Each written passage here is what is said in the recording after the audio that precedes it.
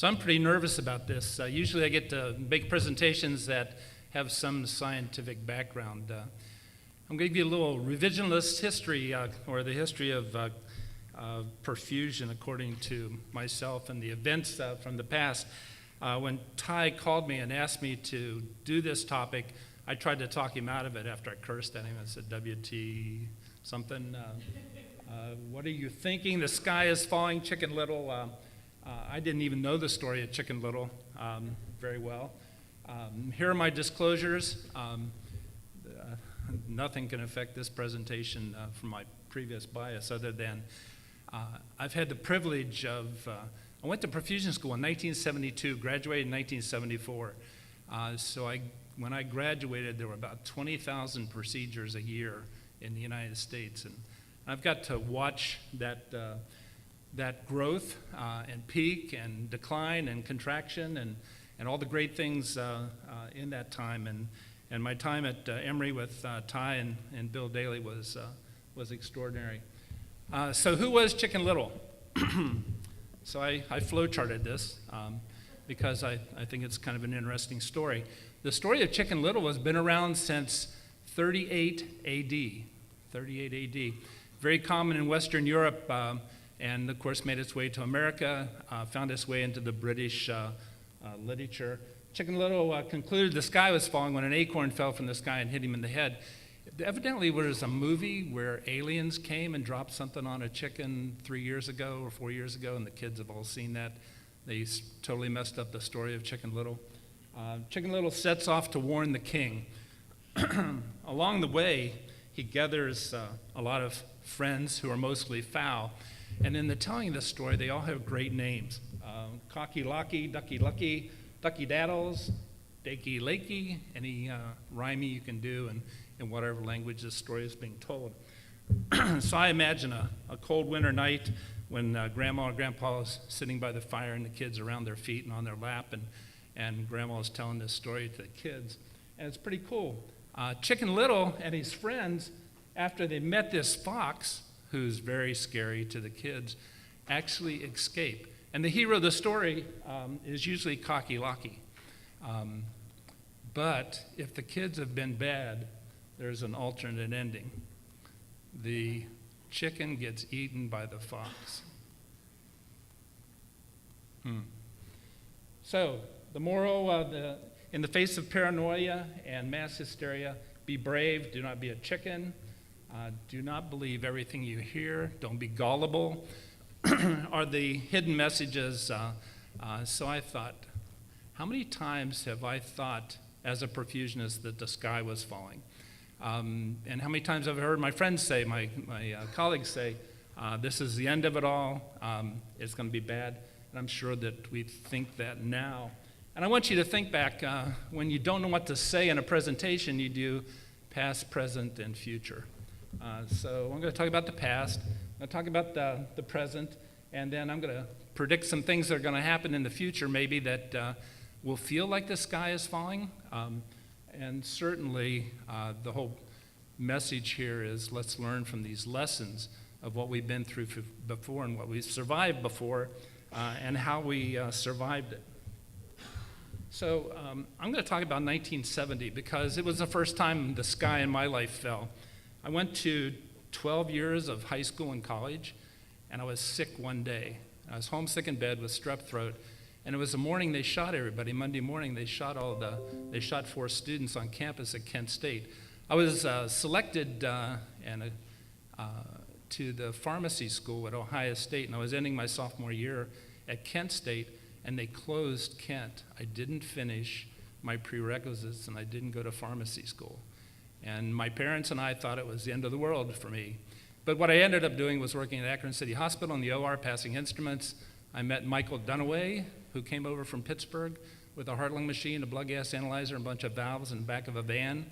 And he'd unload everything, come into our OR, and put people on bypass.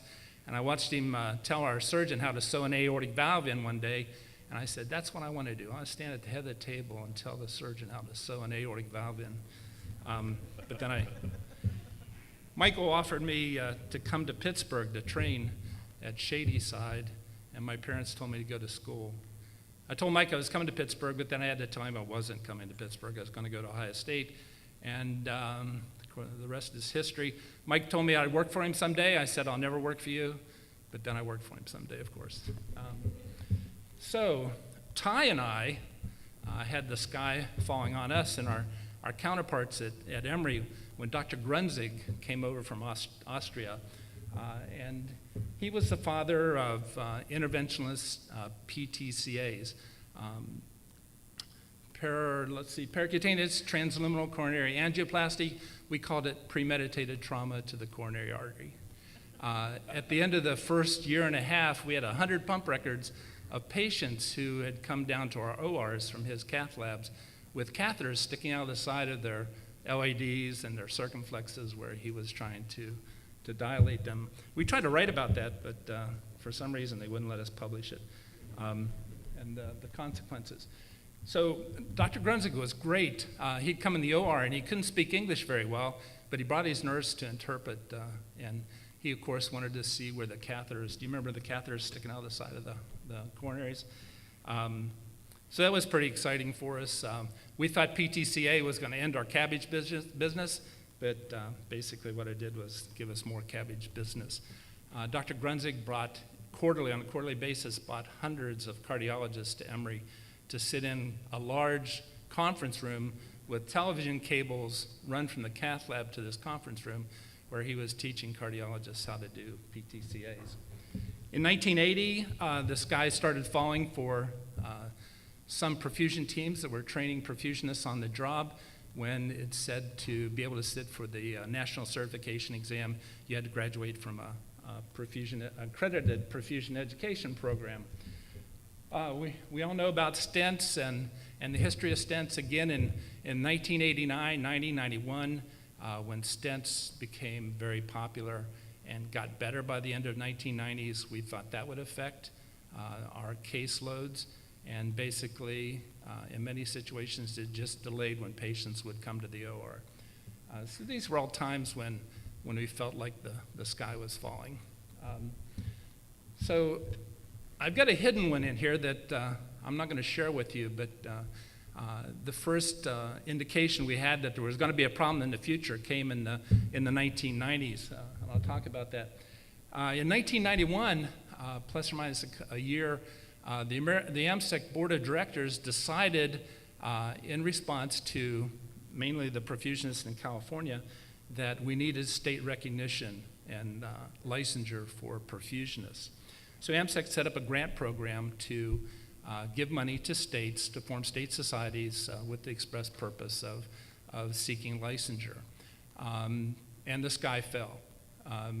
There was a huge reaction from perfusionists around the United States against the concept of licensure. We don't need licensure. We don't need to pay more money to have state recognition. And of course, we've weathered that. But in retrospect, it turned out to be the beginning of the decline of AMSEC. AMSEC spawned and paid for state organizations to be formed that ended up competing with AMSEC International Conference. There were states that had great state meetings, great content, and these meetings competed with the group that spawned them. In 1994, it was probably the year we had the most perfusionists graduate from accredited programs, and there were 50-some graduates from a program in Mississippi.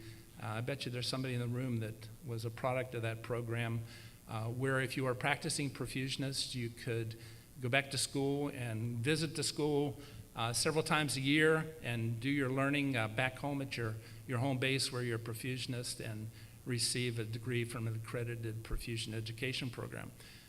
The sky was falling then that a program could exist like that, a distance program teaching perfusion. Anybody graduate from that program? Okay, good. That was an interesting year. I remember the debates that came out of that in the Perfusion Program Directors Council. In 2000, more women started entering, yeah, everybody's raising their hands, that's good. Started entering the profession. I remember I was at one perfusion education program, And I sent out an announcement to our clinical preceptors on who we had accepted that year. And for the first year, we had accepted more women than men. And I got 2 phone calls the next day. What are you doing? You're diluting the profession. We're going to drop the salaries. They're going to take jobs and get pregnant. Of course, I'm saying this out loud now. I'd never say it for real, but that was a theme back then. And now you'll see that we're truly almost 50% female entering the profession, maybe even 52%. The sky wasn't really falling. There was an article in Perfusion Life in 1997 that we all should have read, taken heed of, and changed our clinical practice. But it was in Perfusion Life, and it was written by somebody who was associated with one of the manufacturers. And it was about a problem that was brewing in our operating rooms that in later years really did include an event that the sky was falling. Off-pump coronary artery bypass grafting. That was indeed the end of several of our types of clinical practices. I worked for a contract perfusion group in 1997. We tracked the growth of OPCAB procedures from 1997 to 2004. And every year, every month, we watched these OPCAB procedures grow. We provided perfusionists, heart-lung machines, equipment, and disposable supplies. And for every off-pump procedure that we did, we lost $1,200 in revenue. So every month, we just watched our revenues decrease and decrease and decrease. And for a contract perfusion group that provided supplies, that was a big deal. But just like any new technology adoption curve, we knew it would plateau somewhere. And we used to take bets on where it would plateau. And we were predicting 25% of our procedures would be off pump. But in the case of these 30 or 40,000 cases we did a year, we plateaued at 16 or 17%. Do you remember all the challenges during that plateau? Do you have a wet setup?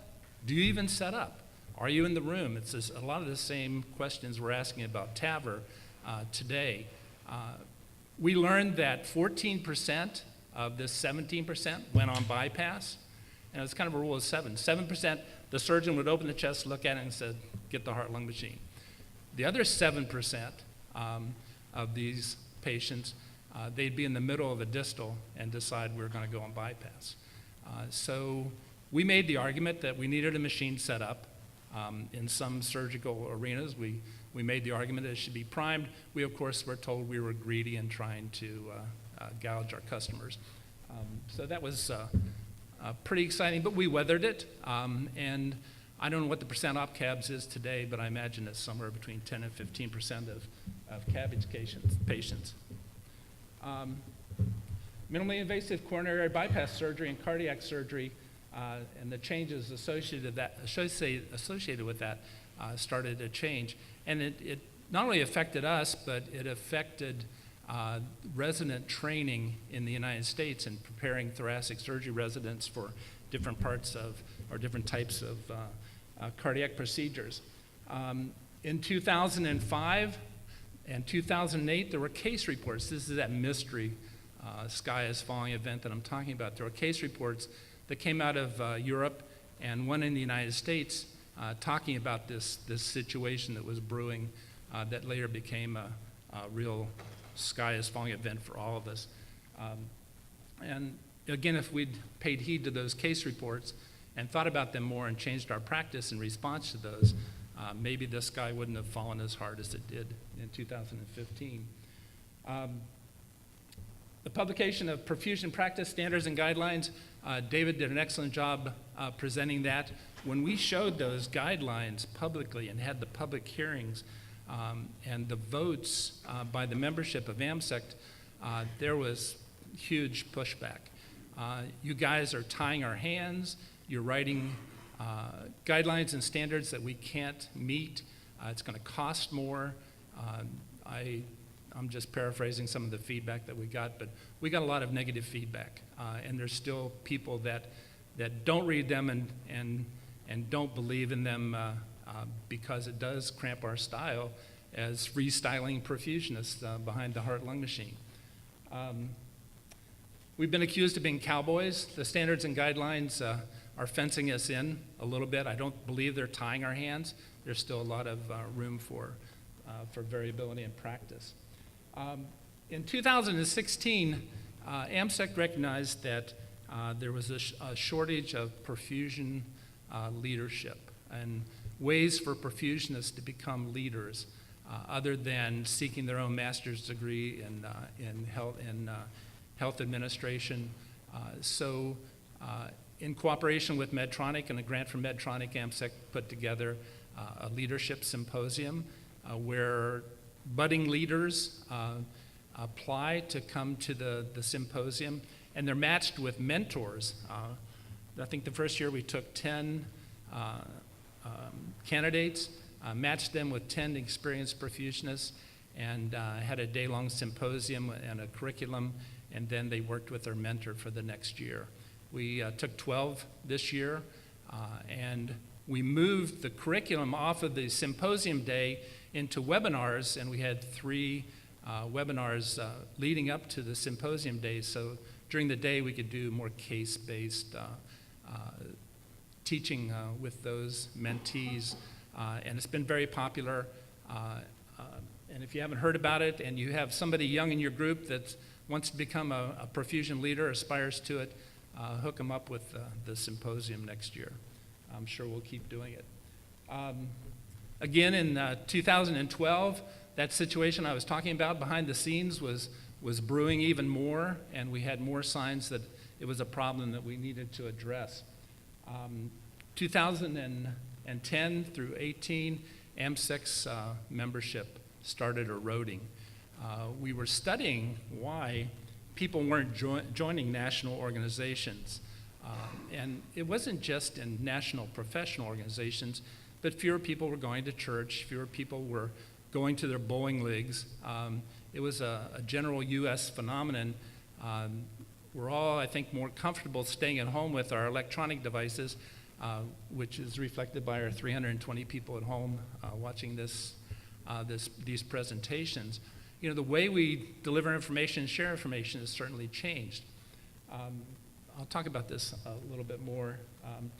But for AMSEC, as a national perfusion organization representing perfusionists, to watch the membership decay and the loss of membership dues, the sky was compressing on the organization, and we made a lot of changes based on that compression. So, TAVRs. Again, much like PTCA and much like stents, this is new technology, but it's new technology that measurably is starting to affect our aortic valve caseloads now, especially since TAVRs have been approved for younger patients. It's no longer just the aortic valve surgery is no longer just approved for non-inoperable candidates. I had a 63-year-old friend that called me 3 weeks ago and said she was offered TAVR or open heart surgery on a heart-lung machine for direct aortic valve replacement. And she asked me what I thought, and I hemmed and hawed and told her I wasn't a doctor, and she said, yeah, but what would you do? And I thought, well, you're 63 years old, you're very healthy. I said, do you have a bicuspid aortic valve? She goes, yeah, we talked about that, and they don't think I have one. I said, well, do you know if you have one? And so I started asking her a bunch of questions, and she concluded that, based on our question and answer session, that she probably should have the direct open procedure, where the surgeon could look at her aortic root, replace her aortic valve. She had a dilated aortic root, and I asked her if they talked to her about that. So they got in there, she had a bicuspid aortic valve, and they didn't have to do anything to her aortic root. But she was offered that surgery, and it was offered to her in such a way, 2 days recovery, you're home faster, less pain. So the way our patients are being approached by centers is certainly changing. The MitraClip is now approved in the United States. The Center for Medicaid, Medicare Services, Medicare and Medicaid Services, is looking at institutions qualifying to be TAVR institutions, and they're going to recommend that you should do at least 50 direct aortic valve replacements in cardiac surgery to be able to do TAVRs. And it's interesting, national organizations representing the surgeons have weighed in on this also. They haven't quite come to 50, they're more like 25. But you should be doing direct aortic valve replacements on the heart-lung machine if you're going to do TAVRs. So this will be the next twist in reimbursement. So I put a note down here, read and know the national practice guidelines. There are national practice guidelines published for these techniques. It's fun to read them and search for the word perfusionist. And I haven't read the TAVR ones recently, but I use the national guidelines to help in my job at Mayo on whether perfusionists should participate or be nearby. We heard great stories at the AMSEC meeting of perfusionists who have invested themselves in the TAVR program. They're ordering supplies, they're working on the databases, they're present, and they've found ways to be part of the TAVR team and to show their value to their employers. So we have to change the way we act and behave in our practices to stay involved and not be displaced by these technologies. So let's go to present day. What we're dealing with today, I call SIF events, sky is falling events. And I know you all have your own personal sky is falling stories about your personal employment situations and how your life was changed and how it moved you away from a job or into a job. I know we've all had these experiences, and maybe in my discussion of the ones I remember, that can help you. We're dealing with retired perfusionists and the threat and probably the real retirement of surgeons, although there's data to show that surgeons are working into their 70s. There's even discussion about whether there should be mandatory retirement for surgeons. And I know that'll bring a smile to some people's faces. There's competition, inflation. There's sign-on bonuses like we've never seen in perfusion before. I call it free agency. I've never seen anything like it. Our students know that it's a good time to graduate from a perfusion education program. They know they're going to get a sign-on bonus. Some of them are taking jobs and then changing their minds 1 month before they graduate and taking another job because the offer was better. And you can imagine the havoc and the feedback the instructors get from the employer who lost them. So the free agency is alive and well.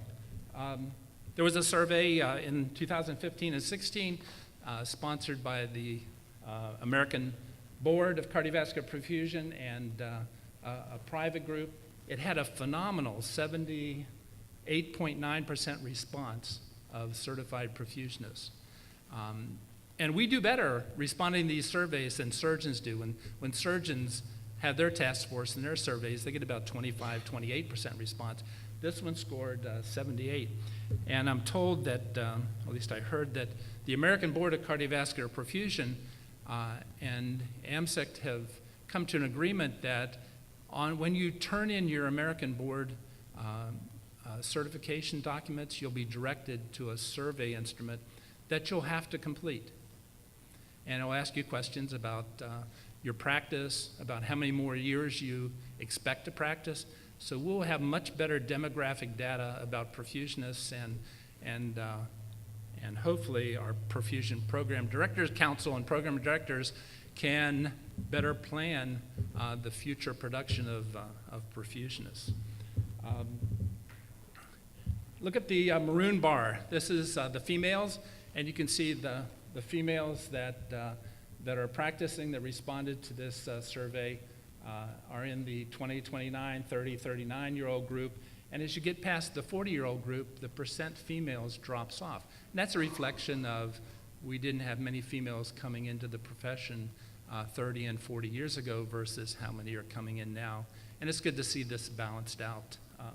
Again, in this survey with the response rate, here's the percent females. It's even a little bit higher in this survey, but certainly equal to the males here. Back in 2015 and 16, when this survey was taken, about 38% of the respondents, and that was about 1,200 perfusionists responding to this survey, and if you generalize that to the population of perfusionists, it's about 1,500 perfusionists. Of the currently practicing perfusionists plan to work 1 to 10 years and before retiring. So by 2025, 38% of us won't be working in the profession. That's a huge number, isn't it?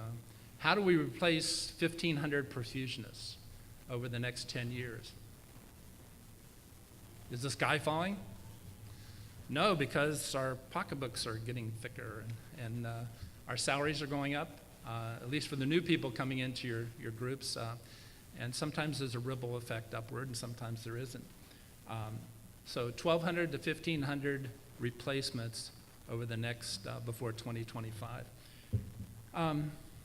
The Perfusion Program Directors Council met at the AMSEC meeting about a month ago, and it was shared, this is the minutes from the meeting, and each of the perfusion programs and their directors or representatives were reporting out how many students they were accepting and how many they were going to graduate.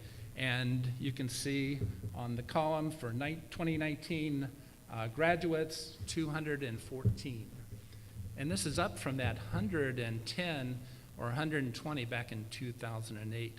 So the perfusion program directors have responded, and there's 1 or 2 new programs, and enrollment in the current programs have gone up. Bruce Searles made a presentation in 2006 at AMSEC, and he showed the decline in graduating perfusionists, and he predicted there'd be a shortage of perfusionists within 8 to 10 years.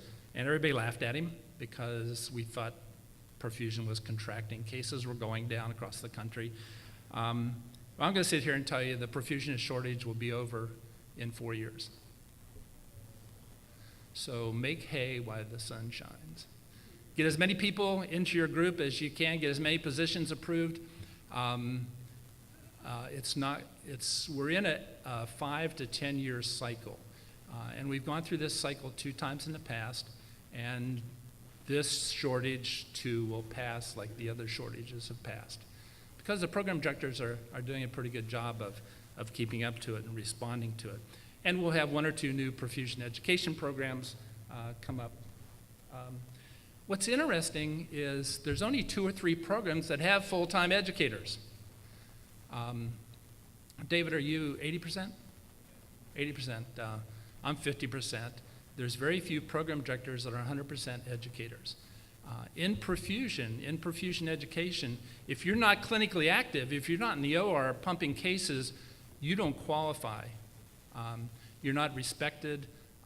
You're not like other educators in other allied health professions. You're expected to be clinically active and show your clinical prowess by doing cases and staying certified. I don't know what to make of that, other than that's a perfusion phenomenon and certainly part of our national certification process.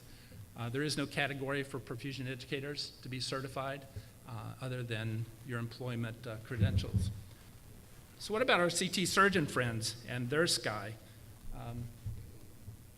By the way, one of the things that happened, I don't want to go backwards, but I'll wait. Have you figured out what sky is falling event I was talking about, that we had all the warning signs was coming? Anybody want to just say it out loud? Heater coolers. I didn't put that in here. I think that was a subconscious thing. Al Stammers and I were nominated to join an FDA panel of subject matter experts to represent perfusion to the CDC and the FDA. And there was a national hearing at the FDA where all the vendors came, and it was a day and a half, and there was testimony given about the problem of heater coolers and the non-tuberculosum microbacterium infections that were growing in the water in our heater coolers. And probably only about 25 or 30% of the perfusion teams in the United States were actually following manufacturers' instructions for cleaning heater coolers. The tens of thousands of cardiac patients got letters from famous hospitals telling them, if you get the following symptoms, report to your physician and tell them you're on cardiac surgery and you might have an NTM infection and get tested for it, get blood cultures for it, which have to be done in a special way. They have to incubate more than the 3 or 4 days that most blood cultures are incubated for. Can you imagine getting that letter 2-3 years out after your cardiac surgery? And the lawsuits that have followed that. The one thing I remember the most was the cardiac surgeons on the panel looked at Al and me and said, "What the hell are you guys thinking? No, my perfusionist didn't tell me this was a problem. We didn't know this was a problem. You guys kept this from us. Why did you keep it from us?" Well, we didn't know it would upset you. I don't know. What do you say to a surgeon when, how many people withheld information from a surgeon because you didn't want you yelled at? That's all of us, right? That was prominent in this FDA subject matter expert hearing. That opened my eyes a lot. I got out of my employment gig just in time so that my successor, Tim Dickinson, had to deal with it. His first week in the job, he got a call from the lawyers at the Mayo asking him to change the way we were doing things there. So I started reviewing the literature on thoracic surgeon training programs. There's not much written. There's been a couple of surveys. The STS and the ATS do put together a task force to do every once in a while to survey thoracic surgery residents. There's been a lot of changes in thoracic surgery resident education. Not only is it an expensive endeavor, and one of the statistics that I liked a lot was the cost of simulation was anywhere between $0 and $80,000 a year to train these CT residents. $0 to $80,000 a year. It meant some of them weren't doing it, but the ones that were doing it made an investment in it. Certainly having residents in your program saves you money on some fronts, and the fact that the number of residents has decreased and the residency positions being filled have decreased has put pressure on advanced care practitioners or advanced practice practitioners helping surgeons instead of residents helping surgeons. Of course, some of you have never been in training programs, probably can't relate to having residents present. This was a look back from the changes from 2003 to 2014. The programs had gone through a lot of changes. They were having to teach new techniques. They brought the thoracic surgeon training programs and the cardiothoracic surgeon training program together to shorten the length of time that physicians were spending in residencies and to decrease costs and to be more like European models of training. And that improved the satisfaction of the CT residents when they graduated from programs. And the fact that the job market, interestingly, got better, and there were opportunities for specialization. And the simulation did have a positive effect on the graduates from the CT residency programs. They were happier, more satisfied with their choice to become a cardiothoracic surgeon. More of them wanted to go on and specialize and do fellowships in some of the subspecialties, including congenital pediatric surgery and the TAVRs. And then here is that task force report. This is one of your doctors from South Carolina, led this task force.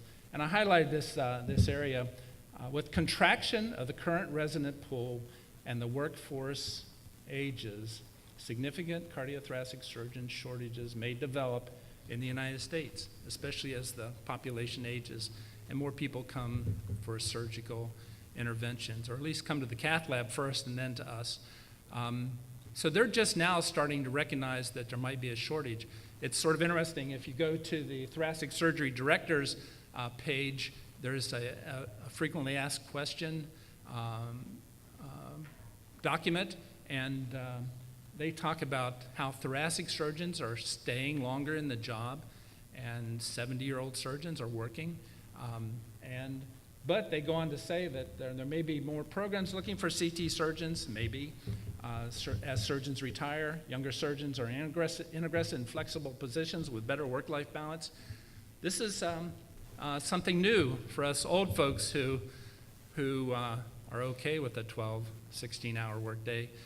The folks coming to school now and graduates of CT training programs, graduates of perfusion education programs are more interested in work-life balance. They want to make the salary that their parents are making. They want to have all the toys, but they're not interested in working more than 8 hours a day, and even less than that.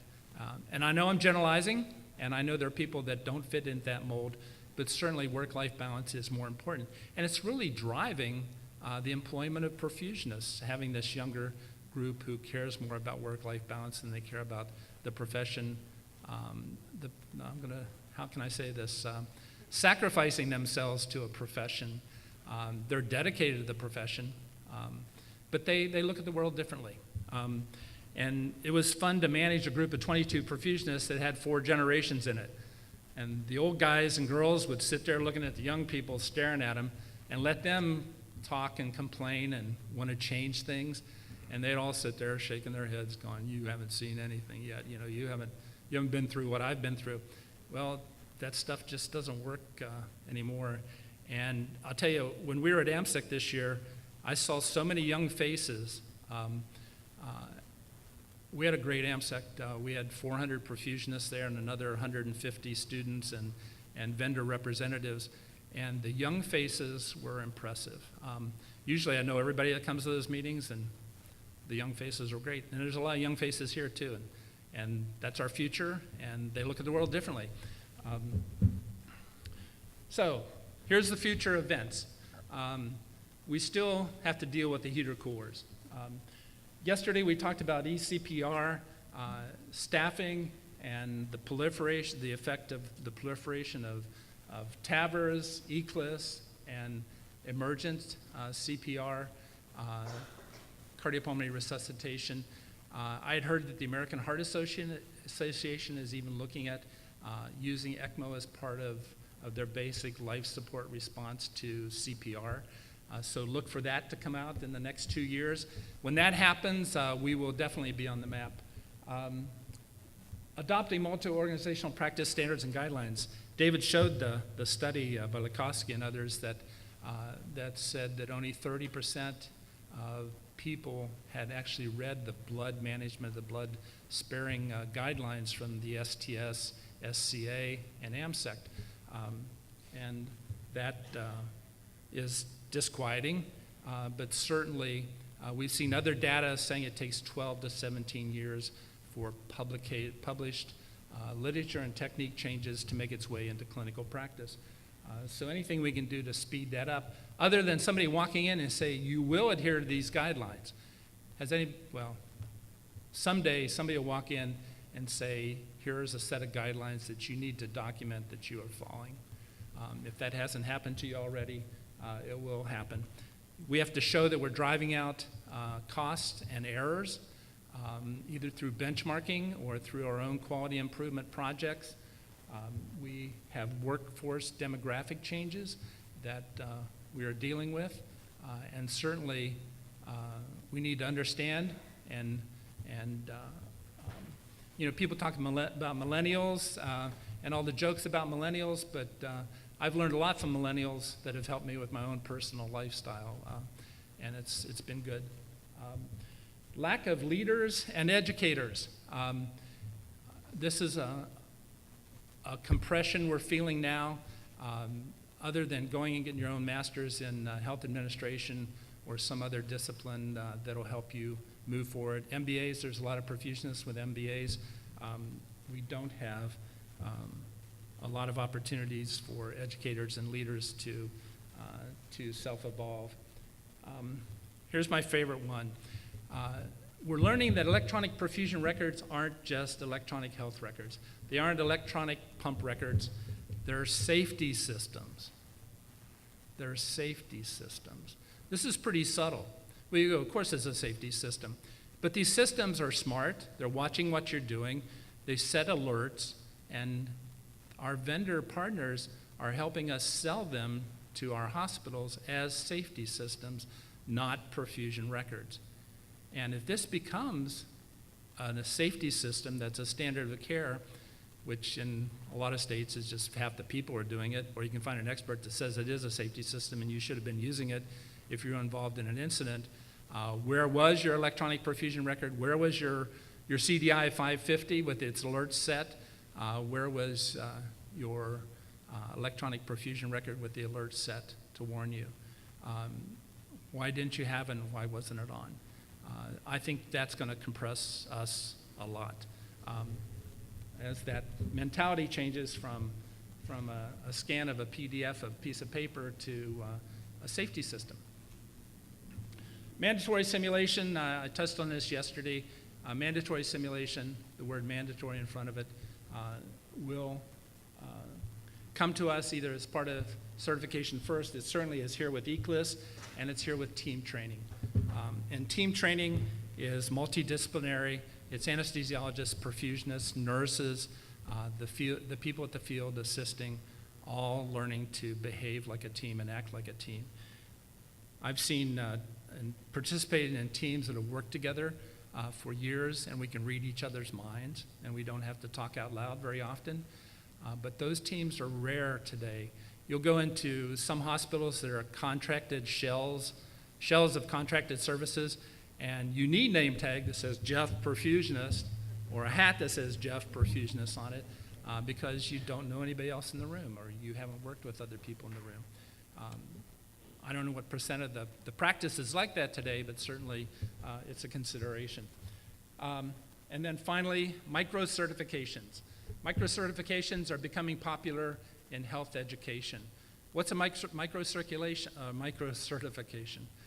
I'll say circulation every time.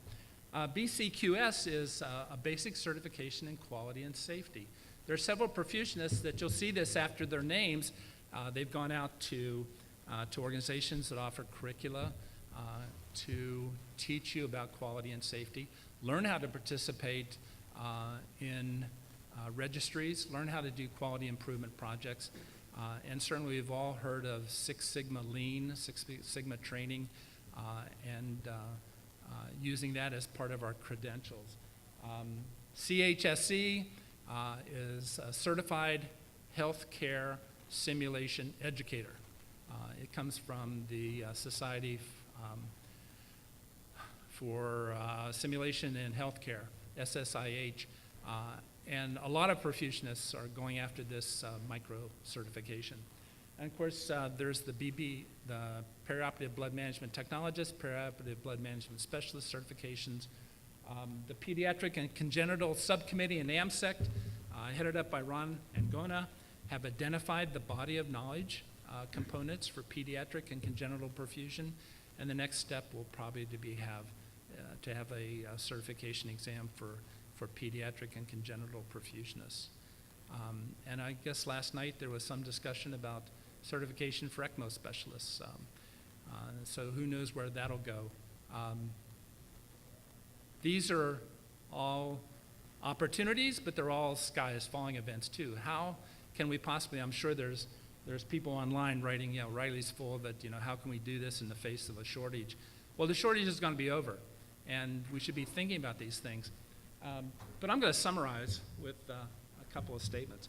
It's easy to come to the conclusion the sky is falling and to be stressed into inaction. Analysis paralysis is a common disease that is easy. And here I'm going to get up on my soapbox and start yelling at everybody. Only 25% of the certified perfusionists in the United States are members of AMSECT. Only 25%. So 1 in 4 perfusionists is sponsoring your professional well-being, and the group that recognizes, that represents perfusionists and is doing and trying to keep up with all of these stressors. So 3/4 of our profession are being funded by 1/4 of our profession. To the quarter who are funding it, thank you very much. To the other 3/4, start investing in a professional organization that's looking out for your future.